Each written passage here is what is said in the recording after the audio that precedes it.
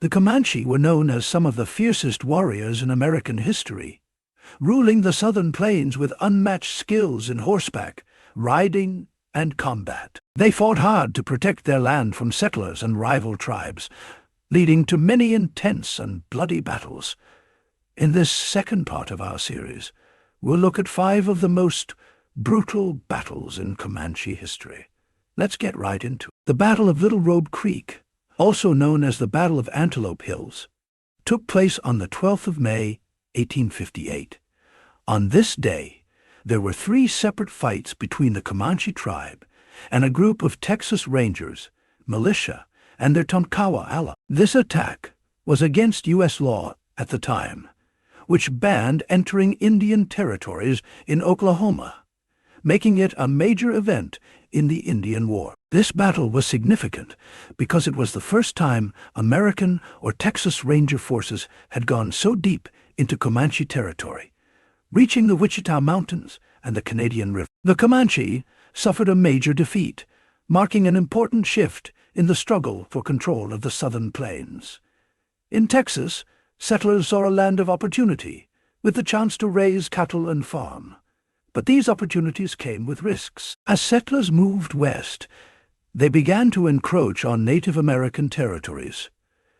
For the Comanche, this meant losing their hunting grounds and seeing their buffalo grazing areas turned into farmland. These changes threatened their way of life and ability to feed their families. The Comanche and Kiowa didn't take this lightly. As more settlers appeared, the Native Americans grew increasingly hostile. While settlers knew the Comanche were a danger to their safety and settlements, they rarely considered the tribe's perspective. This changed quickly as the Comanche launched more frequent and fierce raids, fighting to protect their land and resources. The U.S. Army struggled to control the violence on the frontier.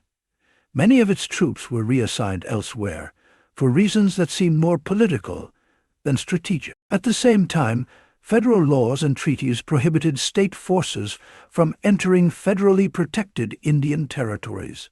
The U.S. Army was also ordered not to attack Native Americans in these territories or allow others to do so. This was because tribes like the Cherokee were farming and living peacefully, while others, like the Comanche and Kiowa, were using parts of these territories, known as the Comancheria, as bases for raiding white settlements in Texas. As tensions between the North and South grew, the federal government began pulling troops from the frontier, including the crucial U.S. 2nd Cavalry in Texas.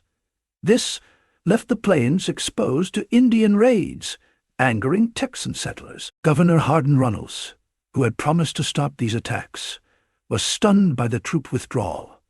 Determined to keep his word, Runnels reinstated the Texas Rangers as a frontier defense force. On January 27, 1858, he appointed John Salmon. Rip Ford led the Rangers, state militia, and allied Indian forces, ordering him to take the fight directly to the Comanches in their homeland, the Comancheria. Ford was notorious for his brutal approach, often signing casualty reports with Rip for rest in peace. While celebrated as a tough Indian fighter, history often glosses over his ruthless strategy of killing any Native American he came across, no matter their age or gender. Ford defended his actions by highlighting the savage nature of Comanche raids, which were indiscriminately violent toward settlers. The Comanche, known for their terrible treatment of captives, didn't spare anyone. Men were expected to fight to the death to avoid the disgrace of surrender. Young boys and girls who showed strength and intelligence were adopted into the tribe, and women past puberty faced rape and slavery. Settling the Comanche area was dangerous, with 17 settlers killed for every mile claimed. To combat this, Captain John Ford decided to fight brutality with brutality. Governor Runnels gave Ford straightforward orders: track down and punish any hostile or suspicious Indians. Ford took these instructions to heart, gathering a force of about 100 Texas Rangers and state militia. Equipped with Sharps rifles and Colt revolvers, Ford needed more men, so he recruited volunteers willing to fight without pay. On March 19th, Ford journeyed to the Brazos Reservation, near today's Fort Worth, Texas, with a clear goal to rally the Tonkawa tribe. Captain S.P. Ross, an Indian agent and father of future Texas Governor Lawrence Sullivan Ross, called a war council with Chief Placido of the Tonkawa. With stirring words, Ross fueled Placido's anger against their old foes, the Comanches. Fired up, at least 120 warriors, most of them Tonkawa, and led by Placido, stepped forward to join Ford. Scouts were then sent out to find Comanche camps north of the Red River in the Oklahoma Indian Territories, preparing for the next move. Ford and Placido were dead set on tracking down the Comanche and Kiowa to their mountain hideouts along the Canadian River and into the Wichita Mountains. Their mission: to cripple the enemy by targeting their warriors, food sources, homes, and families, aiming to eliminate their capacity for warfare. At sunrise on May 12, 1858, Texas forces clashed with the Comanche for the first time. Led by John Ford, the Texans saw their attack as payback for Comanche raids on settlers. Neither side cared about sparing non-combatants. As the sun rose over Antelope Hills on Little Robe Creek, deep in Comanche territory, Ford's men ambushed a Comanche camp. The Tonkawa, who were allied with the Texans, were asked to lead the charge and were allowed to attack the sleeping lodges, which were few. It was chaos, as Comanche women and children, who escaped the lodges, ran for their lives. The few surviving Comanche men tried to protect their families as they fled. Ford's Rangers chased after them, shooting them with their pistols. Ford later said it was hard to tell warriors apart from women and children in the chaos. Historians call this event a massacre, because the Texans attacked a sleeping village and killed many people.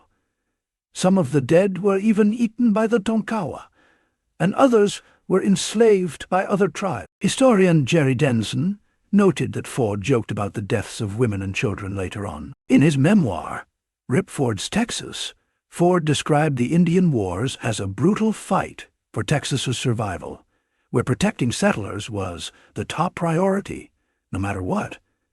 The second showdown wasn't a walk in the park like the first one. Ford's reports made it crystal clear.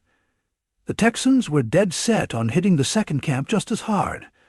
So Ford's mixed crew pressed on and targeted a decently sized settlement further up the river, about 70 to 100 lodges strong. Thankfully, a Comanche warrior caught wind of the Texan advance after the initial dawn strike on the lone camp.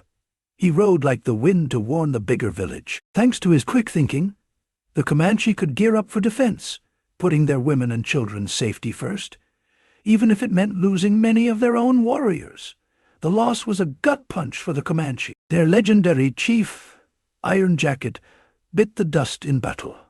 Iron Jacket, an elder likely in his 60s, spurred his men into action when he got wind of the attack on the nearby lodge. He boldly rode out to face the Rangers and Indians head-on, challenging them to one-on-one combat. It had worked before against weaker foes, but this time it backfired. Despite his legendary armor, a Tonkawa sharpshooter named Jim Pockmark took him down with a Sharps rifle, a weapon no armor could stop. Iron Jacket's death left his warriors reeling, especially since he'd convinced them he could dodge bullets with his breath. Even the Comanche's second-in-command fell, struck by Chulakua, the Shawnee captain.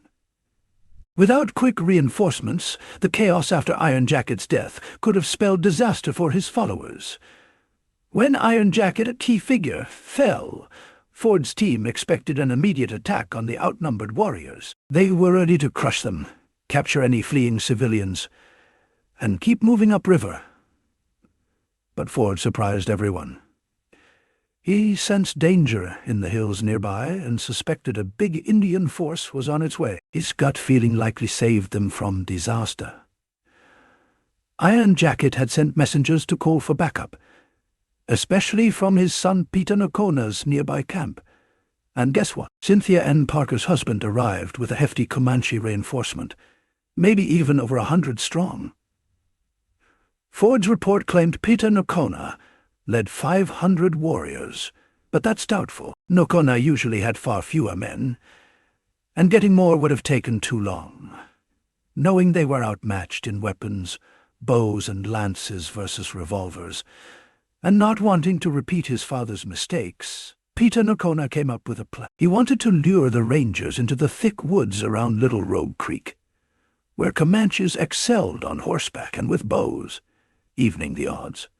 But Ford wasn't buying. Despite the Comanches' attempts to bait their enemies, even challenging the Tonkawa to duels, Ford shut it down after some Tonkawa fighters were killed. After a series of intense skirmishes between the Tonkawa and the Comanche, the Texan commander Ford devised a plan. He instructed the Tonkawa to launch a full-scale attack on the Comanche, hoping to draw their leader, Peter Nocona, into committing his entire force to battle. Ford intended to then unleash his Rangers, armed with powerful firearms, to overwhelm the Comanche.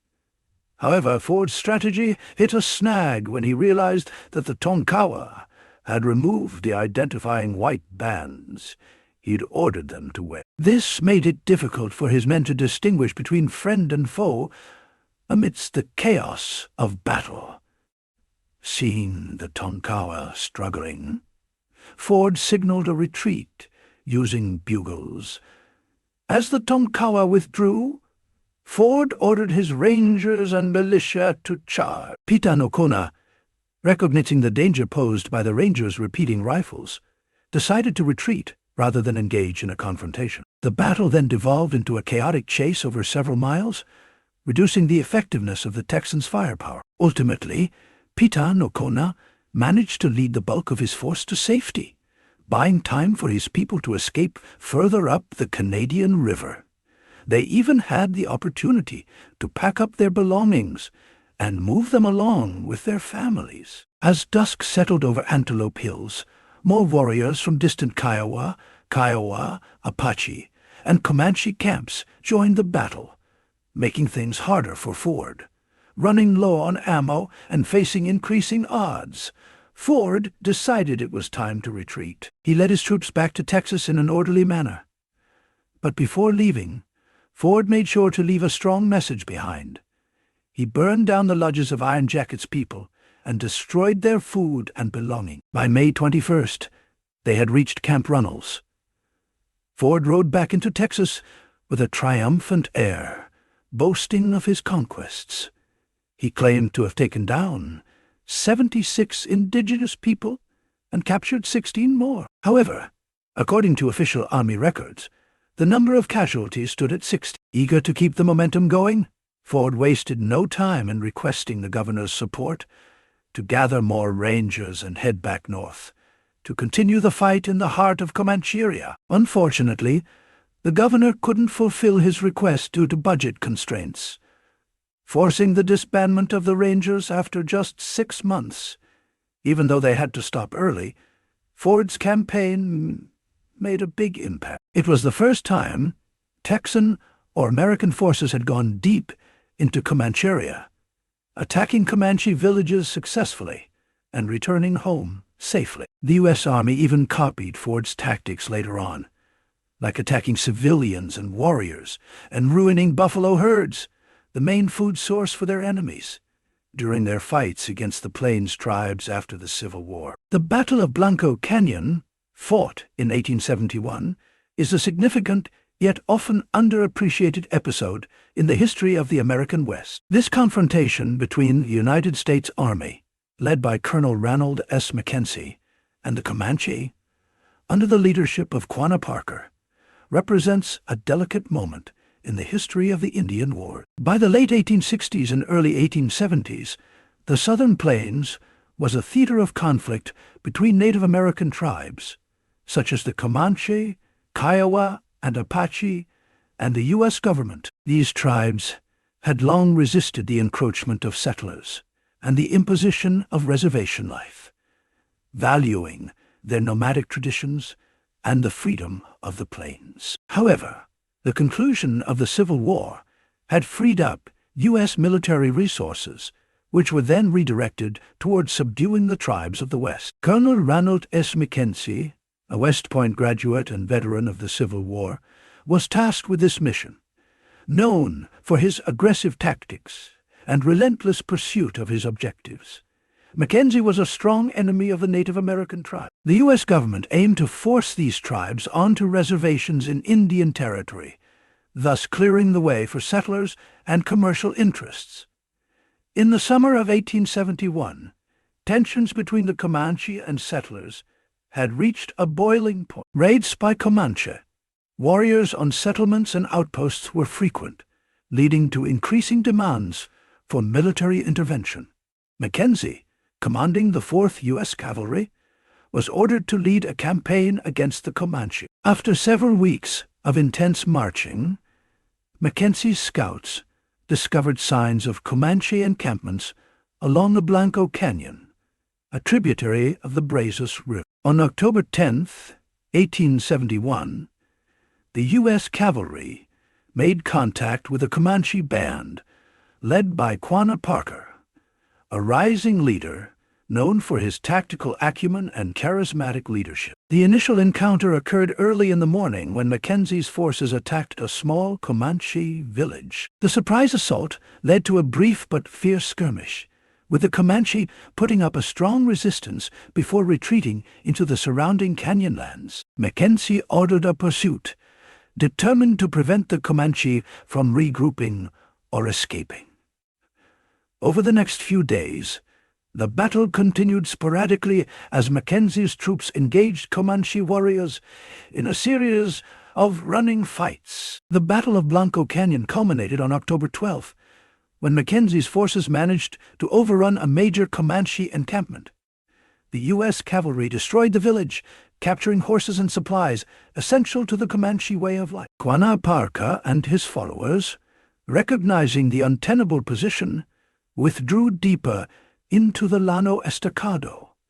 While not a decisive victory in the conventional sense, the Battle of Blanco Canyon was a turning point in the campaign against the Comanche. Mackenzie's success in disrupting the Comanche stronghold demonstrated the growing efficacy of the U.S. military strategies and the increasing pressure on Native American tribes to submit to relocation policies. In the wake of the battle, Mackenzie continued his pursuit of the Comanche. The campaign extended into the following year, culminating in the Battle of Palo Duro Canyon in 1874, where the destruction of Comanche villages and their resources effectively broke the tribe's ability to wage war. The cumulative effect of these campaigns forced the Comanche, along with other Plains tribes, onto reservations, marking the end of their dominance on the southern plain. For the Comanche, the Battle of Blanco Canyon was a bitter chapter in their struggle against U.S. expansion.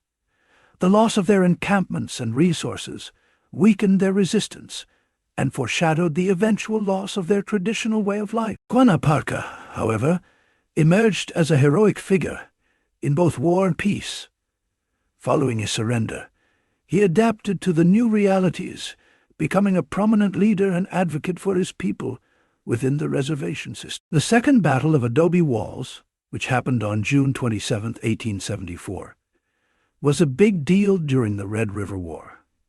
It was a fight between the Native American tribes, like the Comanche, Kiowa, and Cheyenne, and a small group of buffalo hunters. This battle showed how the Native Americans resisted the settlers and the government's plans to make them live on reservations. The late 19th century was a period of intense conflict on the southern plain. The U.S. government's push for westward expansion and settlement led to increasing encroachments on Native American lands. Treaties such as the Medicine Lodge Treaty of 1867 attempted to create reservations and offer provisions in exchange for peace. However, the reality often fell short of the promises, leading to dissatisfaction among the tribes. The near extermination of the buffalo, a critical resource for the Plains Indians, worsened the situation, leaving the tribes facing starvation and economic collapse. Against this backdrop, the Southern Plains tribes particularly the Comanche, Kiowa, and Cheyenne, became increasingly militant. By the spring of 1874, dissatisfaction had reached a boiling point, and leaders like Esa Tai, a Comanche medicine man, and Quanah Parker, a prominent war chief, rallied the tribes for a major offensive against the white settlers and buffalo hunters, who they blamed for their plight.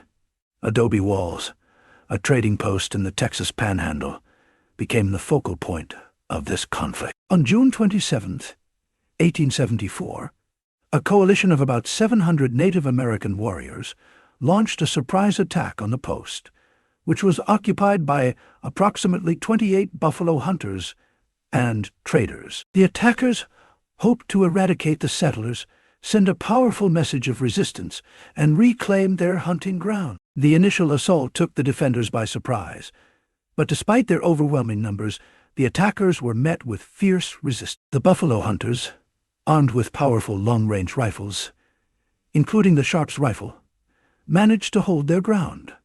The defenders' superior firepower and strategic use of the fortified buildings at Adobe Walls created a formidable defense. One of the most notable incidents of the battle involved William Billy Dixon, one of the buffalo hunters.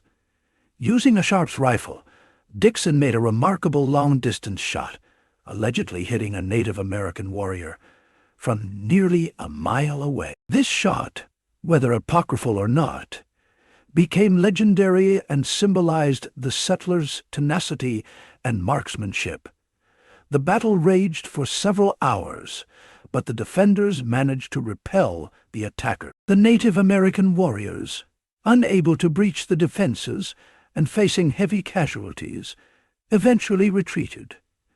The failure of the attack on Adobe Walls was a significant blow to the tribe's morale and their broader strategy of resistance. Following the battle, the U.S. military intensified its efforts to enforce the relocation of the tribes to reservation. This campaign involved a series of battles and skirmishes, culminating in the decisive Battle of Palo Duro Canyon on September 1874. The destruction of Native American villages and the capture of their supplies in Palo Duro Canyon marked the end of significant organized resistance by the Southern Plains tribe. The mid-19th century was a wild ride for the Plains tribes, like the Comanche. As more European American settlers streamed into Texas, things got heated fast. Everyone wanted the same stuff: land and buffalo. But for the Comanche, these weren't just nice-to-haves. They were essential for survival. The U.S. and Texan governments had a plan. Round up the Native American tribes and stick them on reservations. Easier said than done. This led to a lot of clashes. And they weren't exactly peaceful sit-downs. They were intense, often violent showdowns that left scars on both sides. By the late 1850s, raids by Comanche and other Plains tribes on Texan settlements had intensified. In response, the Texas Rangers and the U.S. Army increased their military campaigns against the tribes. Captain Lawrence Sullivan Sewell Ross, a future governor of Texas, was a key figure in these efforts. Ross, leading a unit of Texas Rangers, was tasked with tracking and neutralizing Comanche raiding parties. On December 18, 1860, Ross and his men discovered a Comanche camp along Mule Creek, a tributary of the Pease River. This camp was believed to be led by Peter Nocona. Ross planned a surprise attack, intending to strike at dawn when the Comanche would be most vulnerable. The attack commenced at dawn on December 19, 1860. Ross and his men surrounded the camp, launching a sudden and brutal assault. The Comanche, caught off guard, attempted to flee or fight back, but were quickly overwhelmed by the well-armed and organized Rangers. Amid the chaos, Ross noticed a group of Comanche trying to escape. He and his men pursued them, leading to a skirmish in which several Comanche were killed.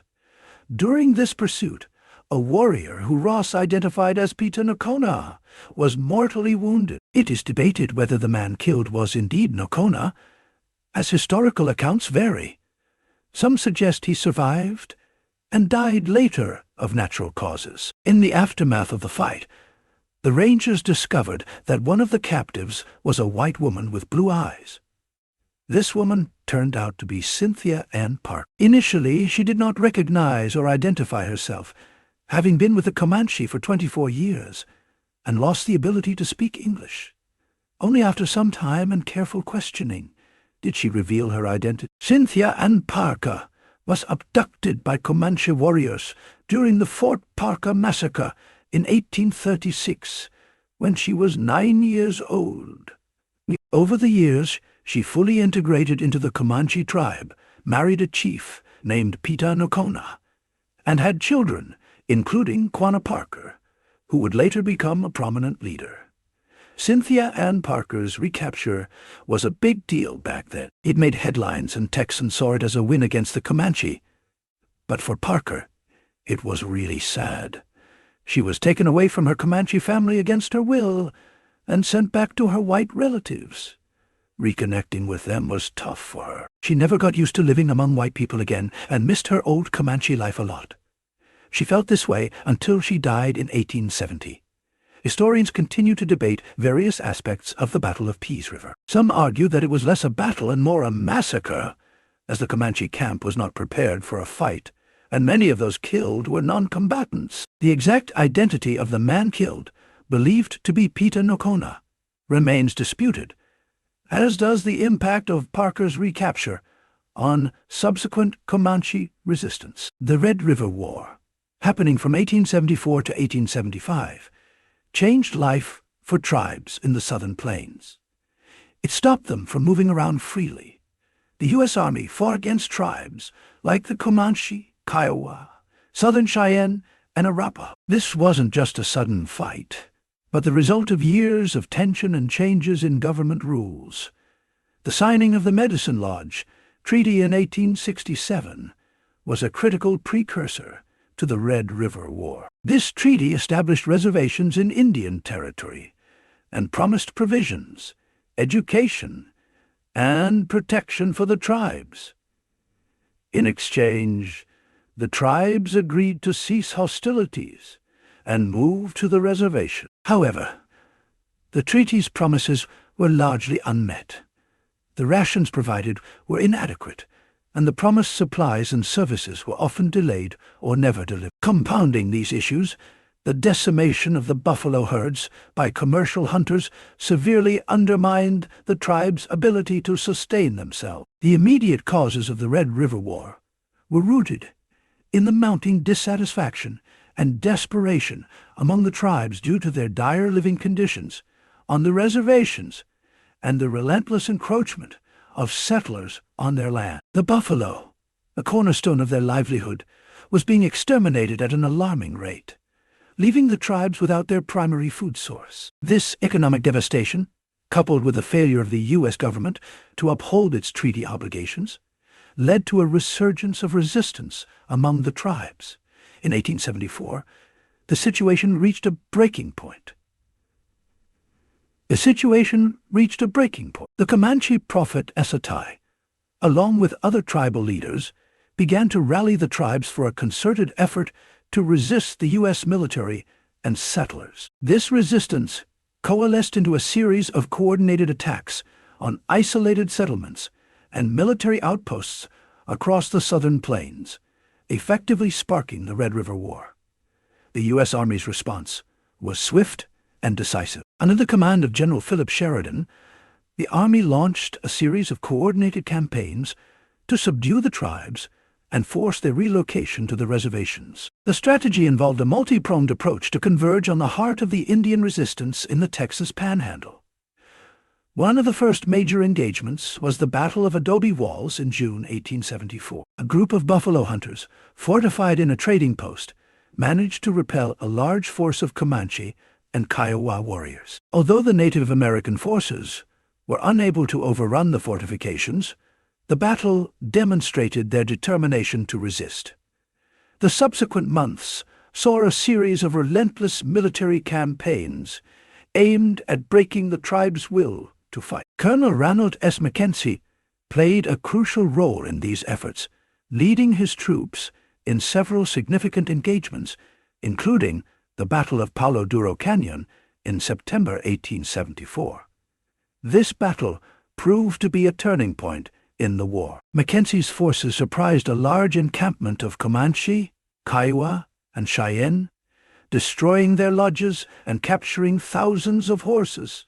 This loss of crucial supplies and mobility was devastating for the tribes. Another significant battle was the Battle of the North Fork of the Red River, where the U.S. Army decisively defeated a large Native American force. The cumulative effect of these engagements was to erode the tribe's ability to sustain prolonged resistance, leading to their eventual surrender.